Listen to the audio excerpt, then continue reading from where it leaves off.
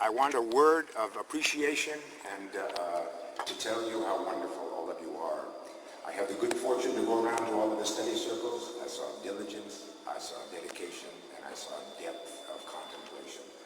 All of you are, the leadership of this organization is in worthy hands, there's no doubt whatsoever, and I was deeply moved. Yesterday, as you can see, Swami also is very pleased with this conference and what is taking place. Yesterday morning, the leadership of Prasanthi Nilayam and the All India Sathya Sai organization, among many other very important and significant dignitaries, some of whom are here today, came, sat patiently, respectfully, and also, likewise, were deeply moved by all of the things that took place, by your deliberations, by your conduct, by the exemplary status that you are demonstrating as leaders of the International Sri Sathya Sai organization. Again, I applaud you. Yesterday there was a change in schedule. I want to explain that to you. In the 35 years that I am coming to Prasanthi Nilayam, I've seen presidents of India come and go. I've seen prime ministers of India come and go, but I never saw a president and a prime minister of India come to Prasanthi Nilayam within 2 days of one another. And indeed, there's also a convocation. And finally, there's a 85th birthday, the 9th World Conference, and the birthday is going to take place in Hillview Stadium. All of these events have never converged as they are here and now. How wonderful an opportunity is it for every one of us. Having said that, I want to tell you that we were in the room in Swami's house prior to yesterday's darshan and the bhajans, and everybody in the world came with decisions and questions and problems and issues. Swami takes personal pride and pays personal attention to every detail of every preparation for every person and every event. I can assure you, I am a personal witness to this. Unfortunately, there were so many personal issues, events, and questions that our program was slightly altered. However, I want to assure you, I've talked with the orchestra this morning. They're going to be here until the 27th. I'm hopeful that we will find an auspicious time for them to present themselves and to play the concert. Having said that, now you're down to the final stretch here. Please now dig deeply and seriously consider the real issues with regards to the management of this organization. It's imperative that we have meaningful feedback. Don't get diverted with chit-chat now. Now is the time for you to think seriously. I saw your questions and answers last night. The questions and answers largely reflect what I had already reviewed in the pre-world conferences. I think I'll say a word about them on closing. I don't think I need to give detailed answers to these questions because all the questions are being collated. All of the reports are being collated. All of these things will be taken into serious consideration when plans are formulated to present at the Divine Lotus feet of Bhagavan Baba for the future of the International Sri Sathya Sai organization. Let me just close my brief remarks by telling all of you, you're wonderful. Jai Sai Ram.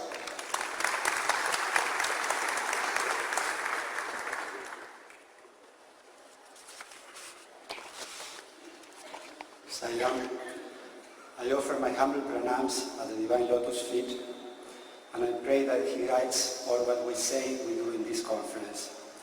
Dear brothers and sisters, Sai Ram to all of you. On my first trip to see Swami, it was January 1982, he was on a trip to South India, and I went to Madras, now Chennai, to meet him. One day there was a public meeting in Abbotsbury, and I had the good fortune to be seated close to him. So in one moment I stood up and I approached him. No one stopped me, so I had the idea of presenting to him my visiting card so I can introduce myself. I was so naive, I thought he didn't know me. He knew me completely. I was the one who did not know who he was. So he graciously accepted my card, my visiting card, took it, smiled, slapped my hand and told me, "You are very lucky."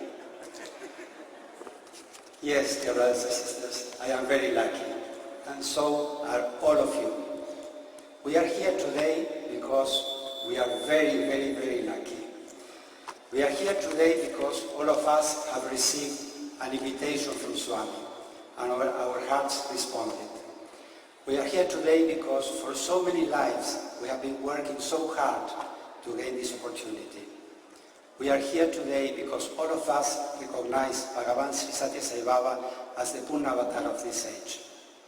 We are here today because we feel that we have to offer him all our skills, talents, time and energy to work selflessly with our brothers and sisters to serve in this sacred organization.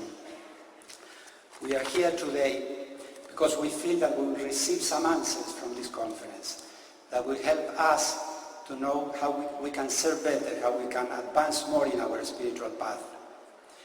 But we must know, we must recognize that we are here today because we have failed in our last incarnation to awaken. And now we have another opportunity, a unique opportunity to awaken and to help our brothers and sisters to awaken. Why is this organization unique? First of all, it is unique.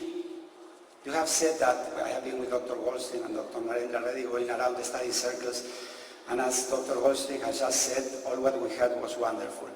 I felt that I have nothing else to say of what I have heard in your study circles. I will try to say the same thing in other words.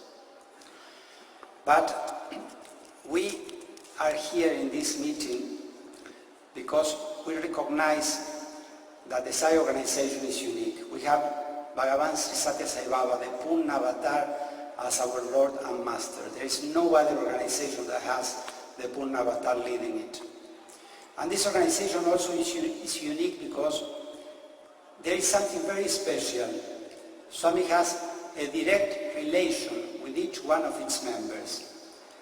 This is a heart-to-heart relation. He presents his visiting cards to us wherever we are. We could be in USA, in Alaska, in Malaysia, in Africa, in Argentina. We can be in the moon. He will be there presenting his visiting card to us, touching our hearts, filling us with joy and delight. This makes this Sai organization unique, the heart-to-heart relation with Bhagavan. This pre-work conference is a culmination of all the pre-work conferences we have had in 14 cities of the world. The theme of the conference is the Sai Ideal Organization, the Sai Ideal Life. Let me share with you my belief. I feel that the Sai organization is ideal in itself. What we need is to have ideal Sai members. This is what we need, and then all will be all right. What is the Sai organization? Let me start by telling what it is not. It is not a political party. It is not a social club. It is not a spiritual organization for a small elite group of people that know a special secret, the identity of the Purna Avatar. The Sai organization is a spiritual movement, a spiritual organization for the upliftment of the human consciousness. It is the expression of the will of Bhagavan. It is the expression of his divine love, and the divine life always expands. The Sai centers are an oasis in the desert of the world. In the Sai centers we can recover the correct vision, we can see the reality clearly. We are members of this organization because we feel that we want to contribute with the divine plan. Bhagavan doesn't want for us to become missionaries of a new religion. He wants us to practice his teachings, to apply them in all aspects of our lives. He wants us to become living exemplars of his truth and his love. The best way we can preach is by the way we are, we act, and we feel. We have to start by recognizing that the most important teaching of Bhagavan is his selfless love. We cannot be real Sai devotees if we don't live this love, if we don't express this love in all our actions and interactions. I think this is very important. We have to add this quality of love to all the activities that we perform in this organization. The life of Bhagavan Sri Sathya Sai Baba is our teaching. We see how he touches the hearts of millions of people all over the world. People that will receive this divine touch, they start a process of self-transformation. You are here because you have accepted roles of responsibility in this organization. You are office bearers. There are different kinds of office bearers. Swami always speaks about the different kinds. The one who works, the one who is working, and the one who doesn't know what is happening.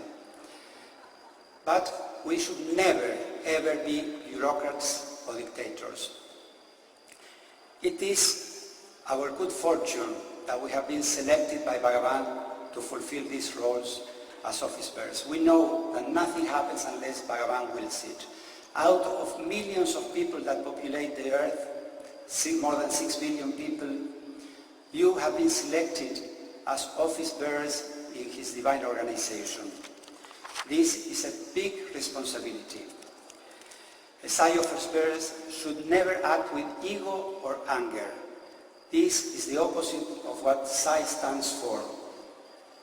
Sai wants our spiritual transformation, and the qualities we need is kindness, love, forbearance, and compassion.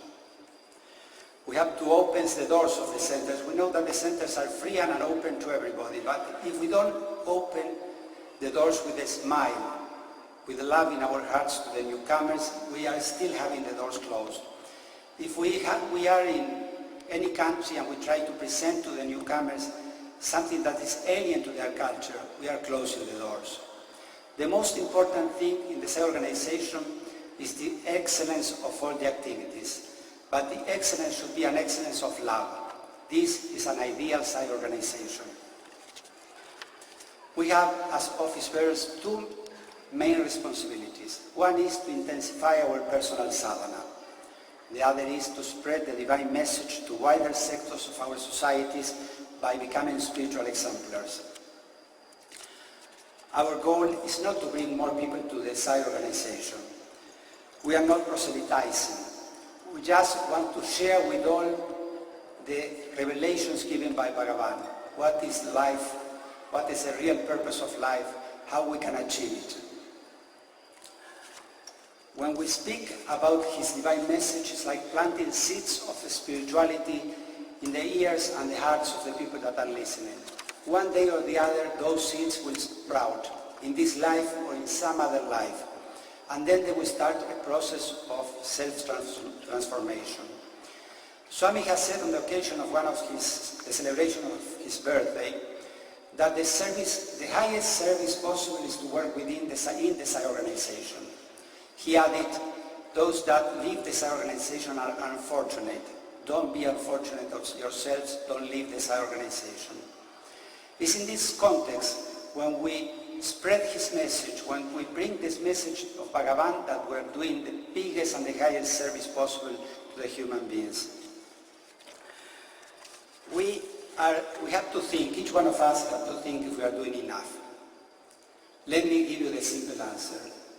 No, we are not doing enough. May I repeat it? I am not doing enough. No one is doing enough. It will be enough the day we awaken. Till that day, please do more. We have to think that this conference has also the objective to intensify in us our desire to awaken, to intensify in us the yearning to increase our spiritual sadhana. We have to think how can we become better instruments in the divine mission? How can we serve better? How can we advance more in our spiritual path? Swami cautions us all the time not to be part-time devotees. Our spiritual activities are not just another activity of our lives. It's not that we are going to do some sadhana or going to sing bhajans on a Thursday or Sunday to the Sai Center and then we forget about it. The Sai activities, we are Swami says all the time that we have to learn a divine way of living. A divine way of living is thinking of Him, thinking of God all the time. Then we'll start to feel His divine presence all the time in our lives. We have to think what kind of commitment we have with the Sai organization. If we are here just for recognition, if we are working in this organization just to have a better place in darshan when we come to Prasanthi Nilayam, or if we are here because of our love for Swami and our desire to serve Him and to share this love with our brothers and sisters. We must feel that Swami granted us this opportunity to be office bearers, to purify ourselves and to be able to serve our brothers and sisters. We have to live ideal Sai lives. Then the Sai organization will be ideal. Let's not miss this perspective, because if we do that, we will be in this organization with mundane ways and mundane objectives. The Sai organization was formed in Argentina 30 years ago. At that time, we were a very small group of devotees, but we had the intense desire to share the news we learned here with as many people as possible. We went everywhere. If a person invited us to speak about Swami in some city 300 kilometers away, 500 kilometers away, we went there. We carried a projector, a candle, because we didn't have this projector with translation, so we used a candle to read the script while we projected the film, and we spoke about Swami. There were times when we went traveling 7 hours to reach a place and only 2 people attended. We didn't care. We were happy to speak to those people about Swami. Today, more than 80% of the Argentinian inhabitants know about Swami. They know about him, about his message.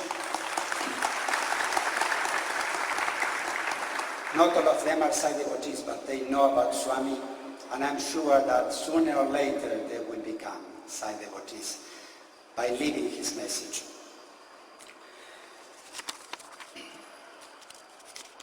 Swami wants to give us the courage to become divine.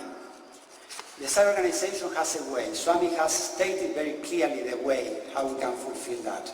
He said, unity, purity, divinity. The first step is unity. Unity based on a feeling of brotherhood and common purpose. There is no place for competition in the Sai organization. We are all brothers and sisters brought here by Bhagavan to help each other to advance in this path. If you allow me, I will share another experience. One day I was here, one of my first trips to Prasanthi, I was in the ashram with 9 other Sai devotees from Argentina. We were in a room discussing how to continue our work in the Sai organization. 8 of them have a view, I had a different view, and I was firm in my position because I thought that it was the right one, but we couldn't agree, so it took forever. While one of my brothers was speaking, I thought, Swami, what should I do? Should I shut my mouth and keep one step backwards, or I should continue? The moment I thought that, the brother sitting in front of me said, Leonardo, you should shut your mouth and make one step backwards. And I did that. Till today I know that they were wrong. But nothing happened. Unity prevailed. And this is the most important thing. The doer is Swami. We can be doing the biggest mistake. Let's trust him. Nothing wrong will happen. If we have this unity, then we will be Sai devotees, the Sai organization will be Sai, and the success will be ours. Swami says we have to learn to keep our mouth shut and our hearts open. I assure you, if we do that, we'll have an ideal Sai organization. We have to elevate ourselves to his level of purity, his love, and his truth. I want to conclude my talk with another experience. Also, on my first trip to India, when I came here, I was with jeans, long hair. I was working in another spiritual organization. I was vice president of that organization. But since the moment I came, the first darshan I had, I was waiting for Swami in Madras, and my heart started to beat very intensely. I thought I had some heart problem. But what happened? Swami was coming.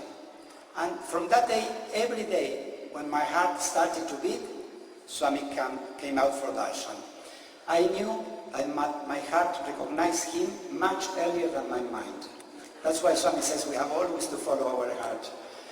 Well, I was filled with miracles, with so much love. I immediately recognized that he was the Purna Avatar.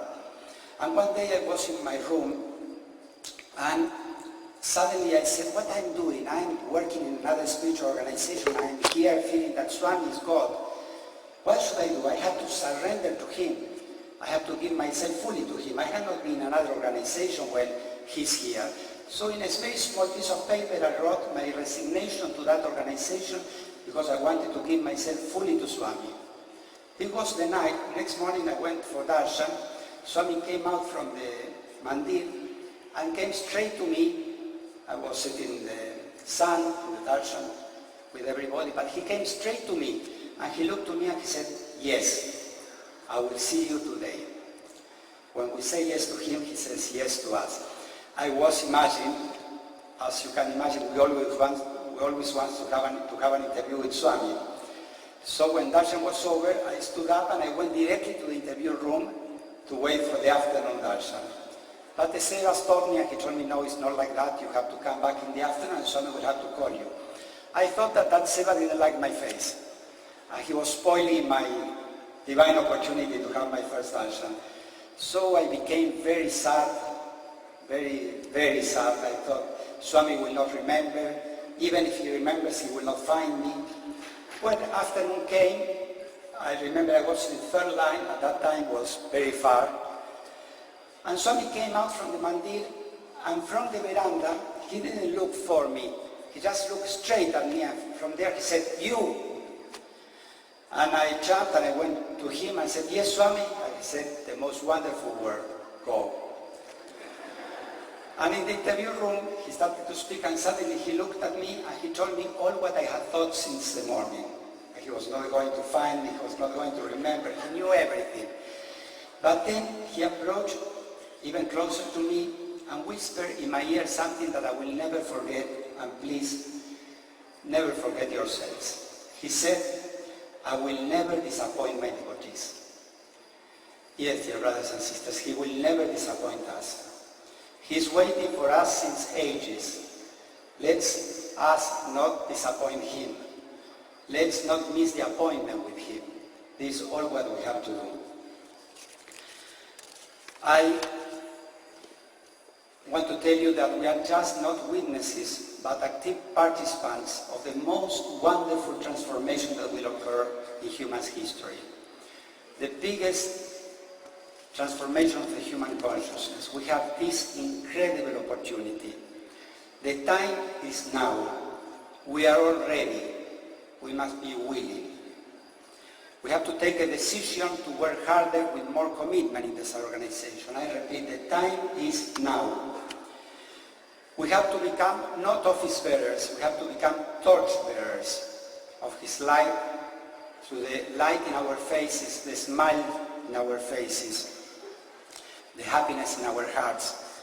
And we have to let all the people we came in contact with to feel that love, to feel that love of sight when we interact with them.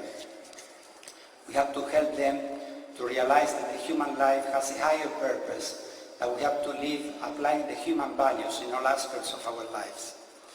Let's work together, united, with happiness, facing all the challenges that may face us with trust and confidence in Swami. We have to work with enthusiasm. The divine command is to expand his message to all the corners of the world. May each one of us become beacons of his light. May we become pure channels through which his life flows to all. I pray to our beloved Bhagavan to help us, each one of us, to become better instruments in his divine mission, and I thank him with all my heart on behalf of all of us for this opportunity he has given us. Jai Sai Ram.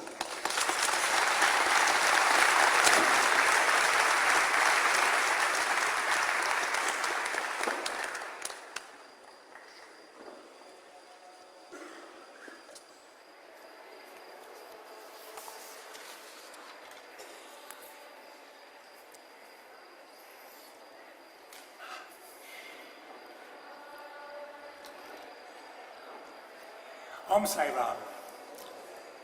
I offer my loving pranams at the Divine Lotus feet and give thanks to Swami for the grace and the countless blessings he is bestowing upon us. Our being here is but another sign of his grace. Thank you, Swami. Honored guest, young adults, sisters and brothers, let us pause and contemplate for a moment the awesome grandeur of this occasion. We are gathered in the holiest of holy places, conducting a conference, coming together of like-minded souls from all around the globe in order to engage in an historic spiritual pursuit. The Divine Master, the Universal Teacher, the Ocean of Compassion, who 85 years ago incarnated expressly for the purpose of restoring the practice of Dharma, has seen fit to bring us all here, as my brother just mentioned.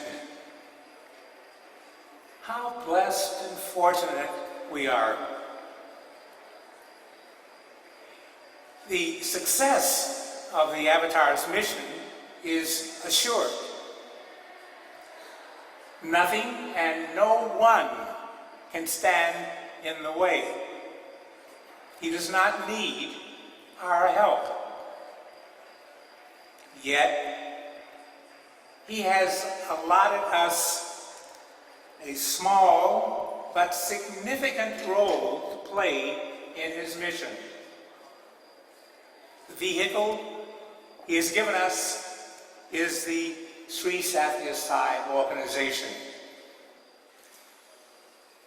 Because the organization bears his name, we must be especially careful about how we behave and interact with the public. Much can be said about the Lord's name. It has tremendous potency, which is why we chant his name with fervor and devotion as often as possible. Repeating the name can cause all worldly obstacles to just crumble. History will surely record that the year 2010 marked a watershed in the unfolding of the Sai mission. History will state that 2010 was the year when Sai devotees, working within the framework of the Sai organization, made a quantum leap forward.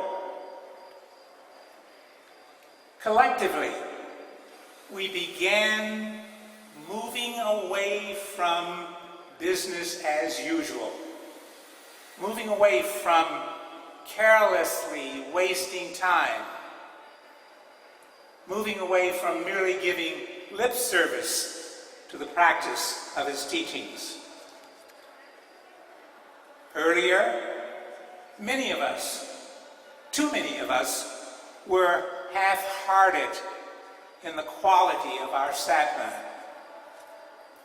We were, as Leonardo mentioned, we were And Swami once characterized this. We were part-time devotees wanting full-time compensation. What has brought about this acceleration of pace as we make our journey back home to its source?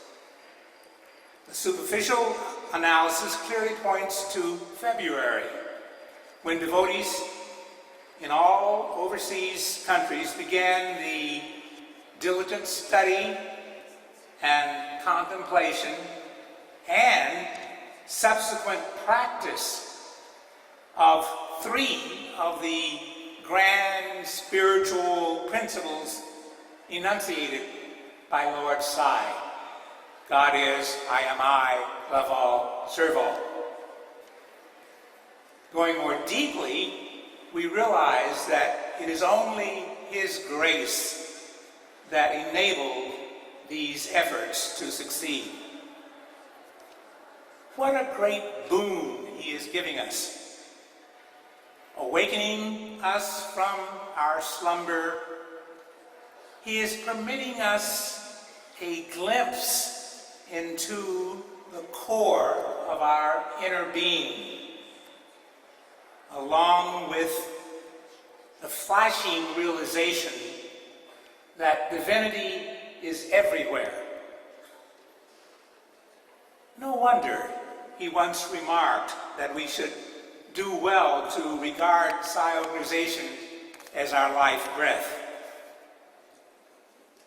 Being active in Psi organization helps us hold fast to the practice of hands in society, head in the forest.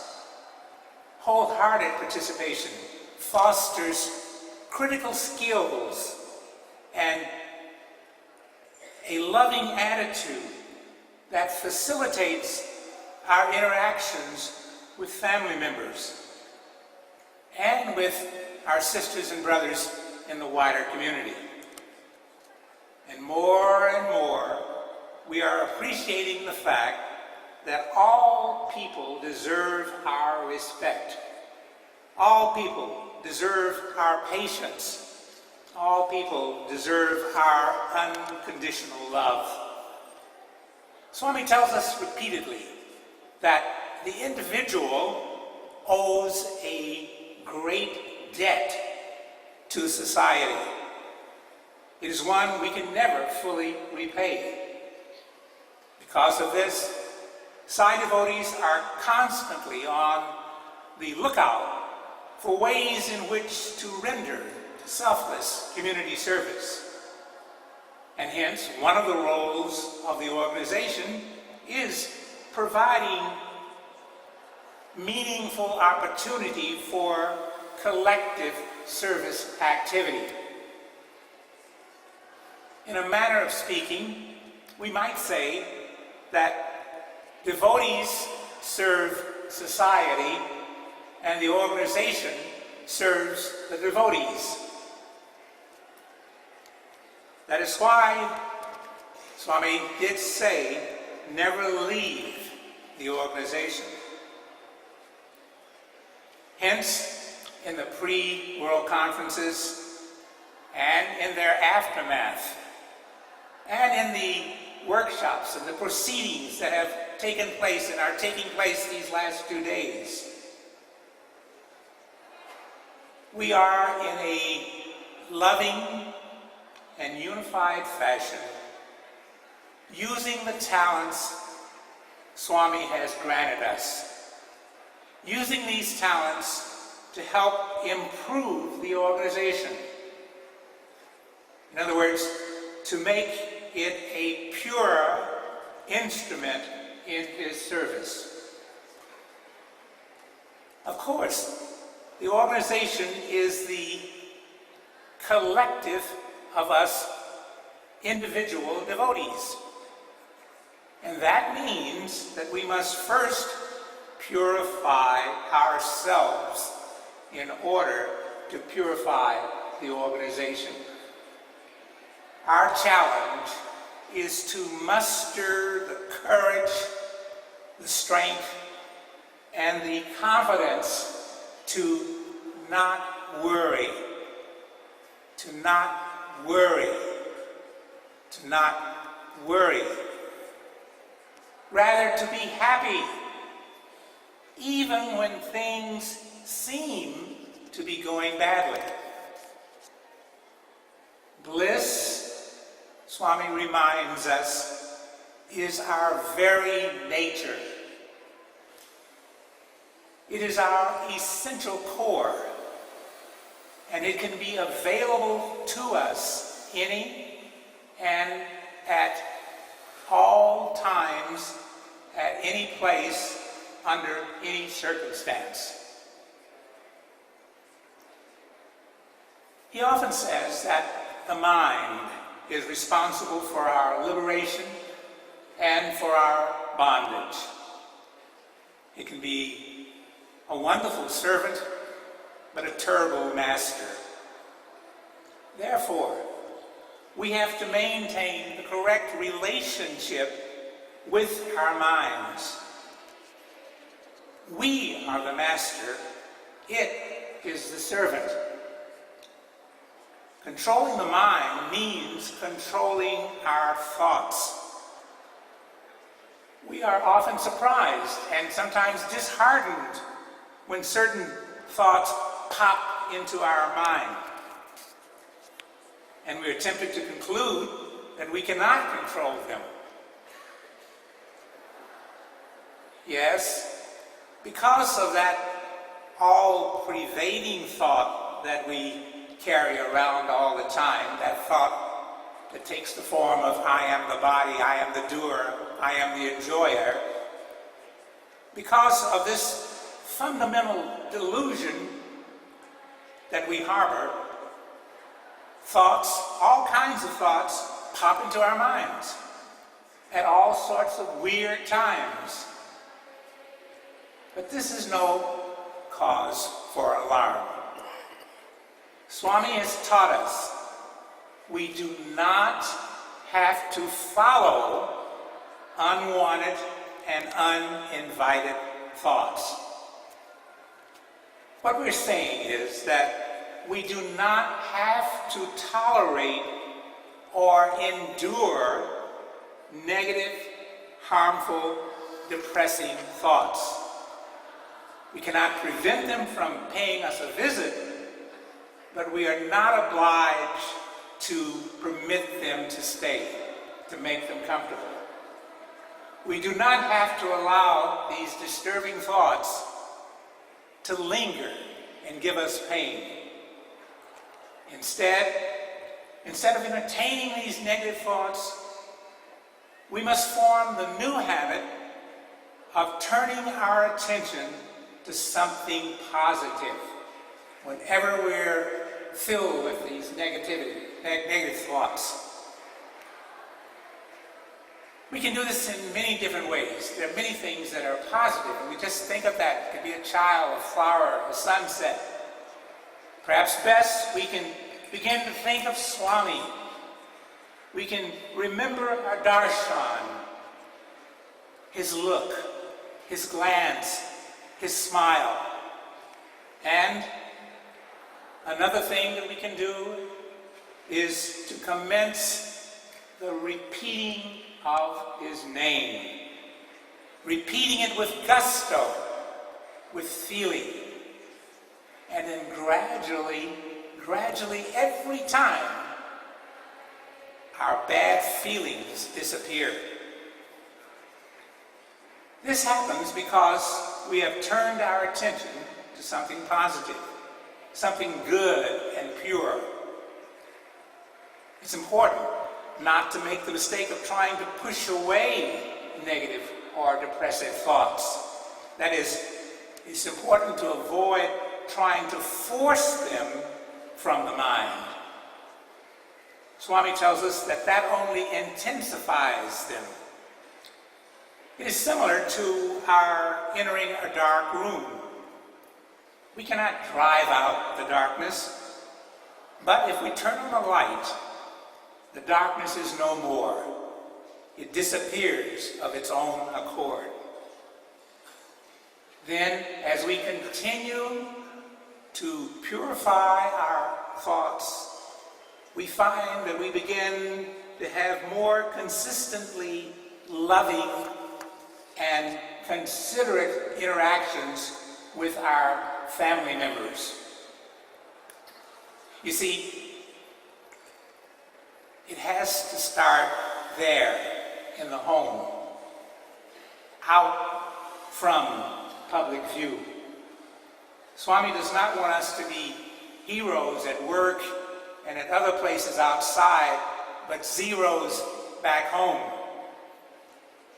From the home, we can take it then, this new orientation, into the workplace, into the school, and certainly into the Sai Center. Perhaps more than anything else, Swami wants us to have unity, harmony, tolerance, and loving peacefulness in our Sai centers. We should remember to work in harmony and unity when we are planning and executing our center projects and service activities. Unity, Swami tells us, is very important. More important, in fact, than the apparent outcome of the project we may be planning or executing.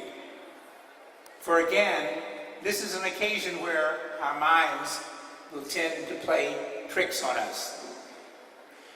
Sometimes the service project is a very lofty one, and that tempts us to be even more rigid and inflexible about trying to infuse our way of doing things. Unity is more important than the loftiness of the projects. There's one more point to make in this regard. We've made a few remarks about the fact that we must control the vagaries of the mind.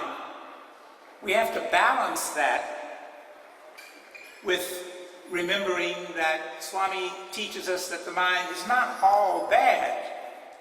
Just as it has the potential to lead us down the wrong path, it also has equal potential to lead us into good and wonderful activities. It is by nature pure.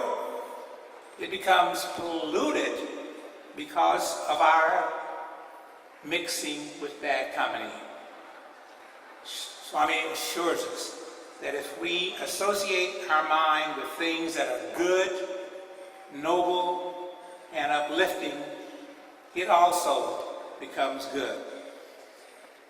So as long as we are in the body, we have to pay proper attention to the rules of the game of life.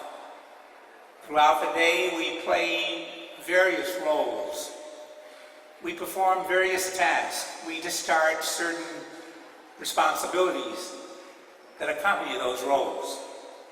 In this sense, we are to regard this unfolding drama as if it were real. However, Swami wants us to remember that the world is not real in terms of permanence. It is not present in all the states of awareness. In other words, above the physical or worldly perspective is the spiritual perspective.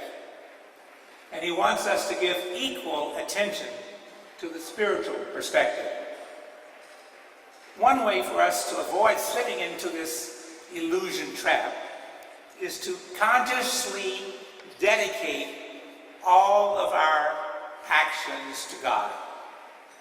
To the extent that we form that habit of dedicating each and every action to the Lord, we accomplish two things.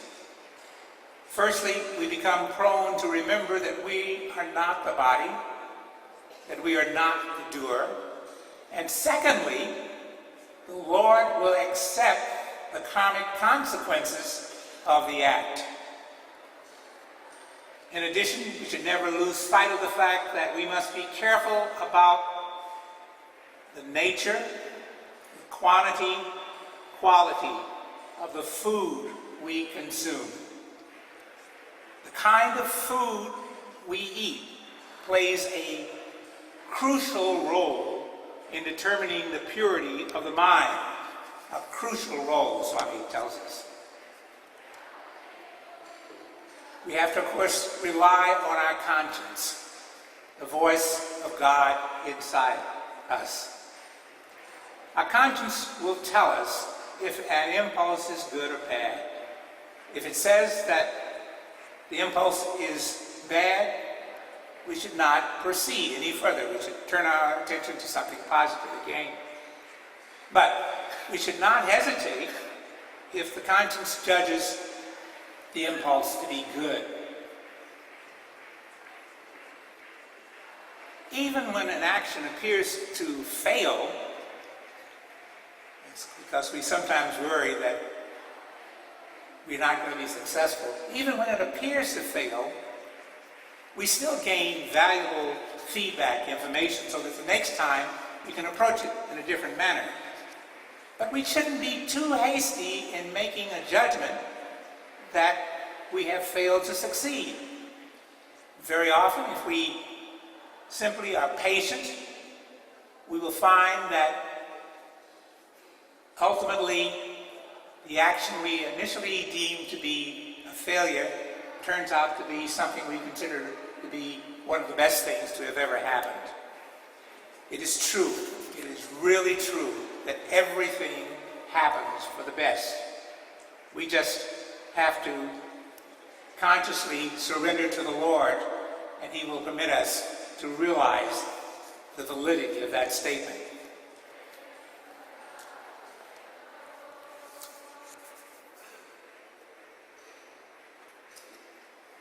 We're responsible for the effort.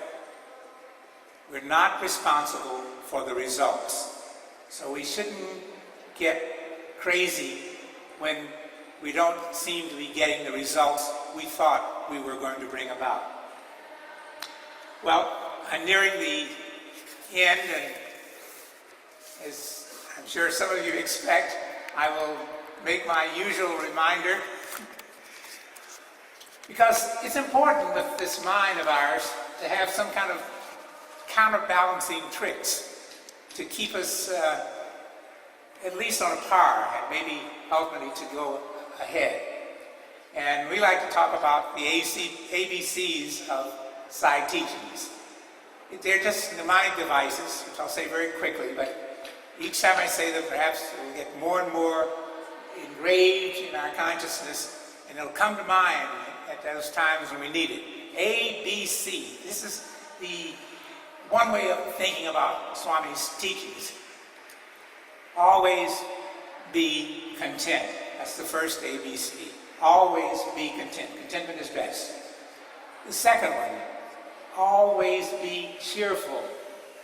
Always be cheerful. Always be cheerful. The third, always be careful. Spiritual arrogance is the worst kind of arrogance. So when we're beginning to enjoy Swami's grace and we're beginning to realize that we're making progress, there is a temptation for us to get a little heady about this. Always be careful. A fourth one that was added was to avoid bad company, which we've always mentioned. And last year, one of the young adults came and suggested that we add to our ABC D, E, F, G. D, E, F, G. What does D, E, F, G mean? Don't ever forget God. Saira.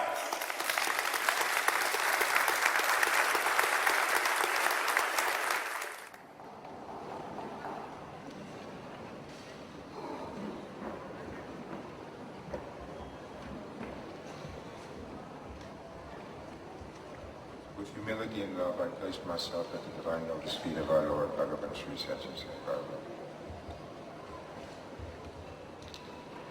Distinguished guests, brothers and sisters, fellow Sai workers, members of the Sri Sathya Sai organization. Let me tell you the way that you have made my day. When we planned these pre-world conferences and this world conference, according to the model that we've used, that is a few speakers, followed by study circles in which all of you have been engaged. I wasn't sure whether I conceived a platitude or a practicality. My objective was to create an ambiance and an opportunity for genuine spiritual participation and experience. It worked!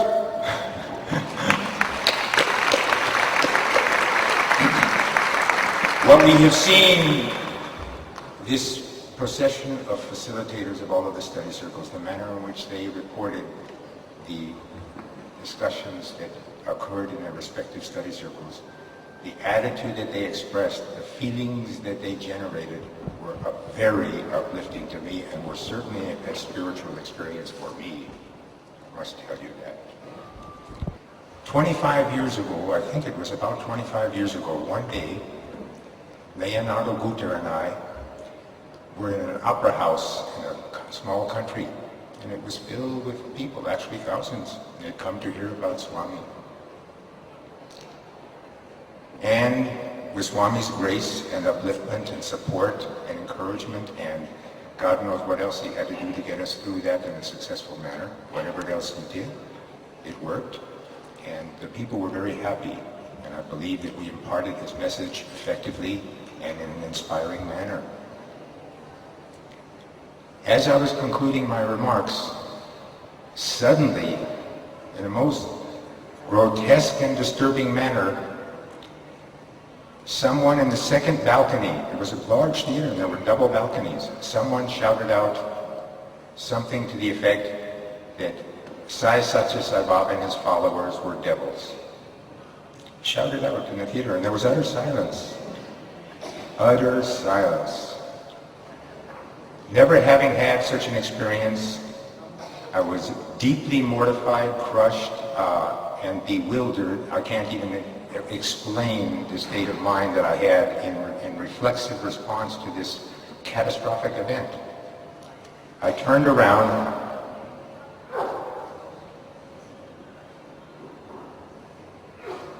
and I prayed to Swami, Swami, save us from this. Put words in my mouth. Let me do whatever needs to be done, say whatever has to be said. Let me at least preserve the love and goodwill of all of these dear people who have come and listened to us talk. Oh my God, help me. Leonardo was standing at my side, looking very bewildered.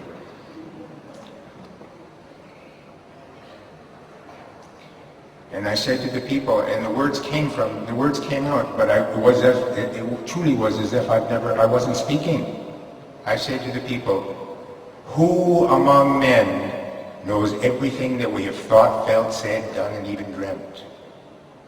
Who among men is not constrained by the laws of time and space, physics and chemistry, insofar as our meager knowledge enables us to understand God's creation?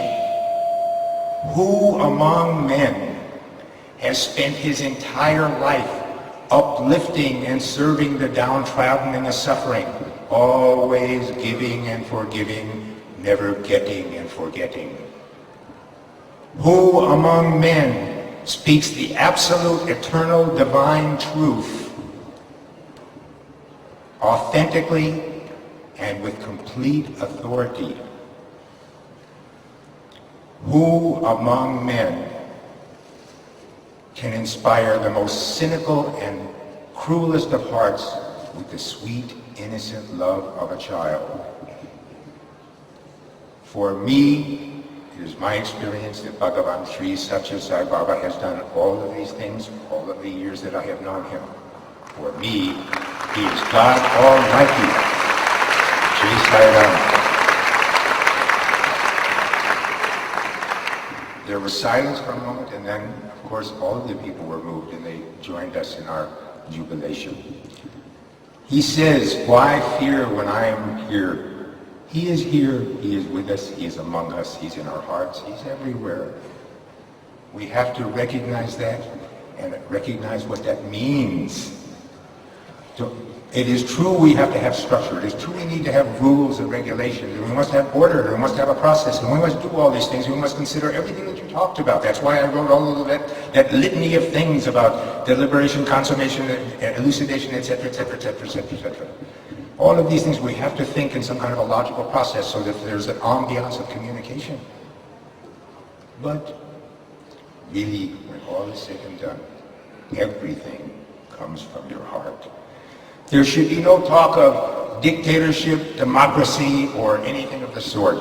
If you have to talk about a crassy, it's probably closest to a theocracy, except it's not really a theocracy because it's God and us.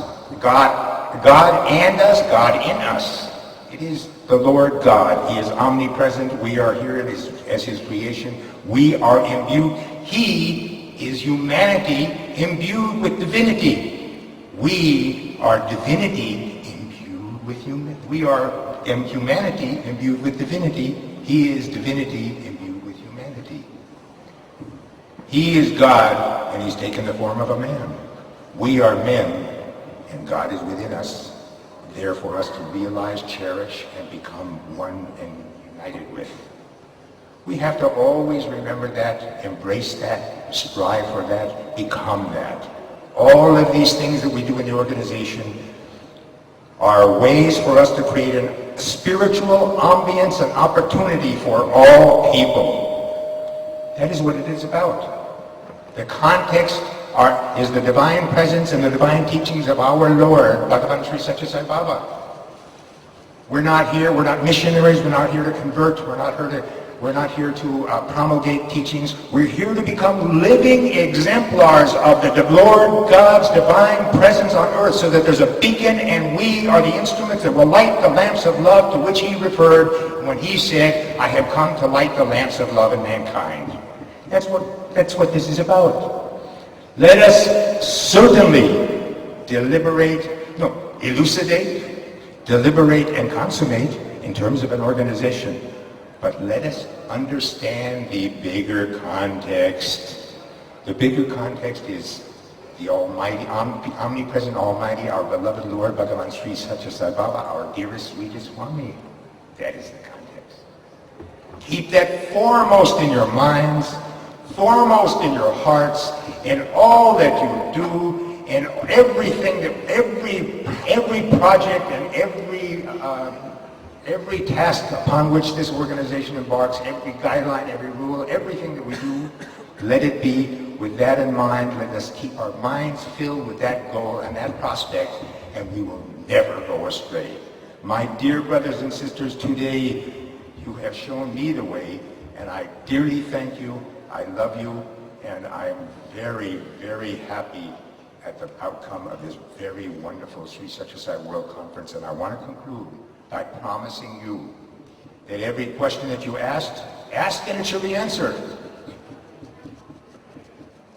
The answer will come from Swami. And you've also brought forth a lot of recommendations, criticisms, and constructive recommendations. All of these things, due to the very fastidious and incredible expertise of our beloved Dr. David Rees, have been recorded, will be cataloged, will be reviewed intensively. And all of the guidelines, I commissioned David to appoint a committee, himself presiding over this committee, to gather all of the guidelines, all of the rules, all the regulations, all the guidelines of every organization in the world, including India, and the 9-point Code of Conduct, and the World Charter of 1982, all of and the 10 principles, everything that we have on paper. And we're going to take all of these things and we're going to make something that works for everyone. I promise you that we will do that. Jai Sai Ram.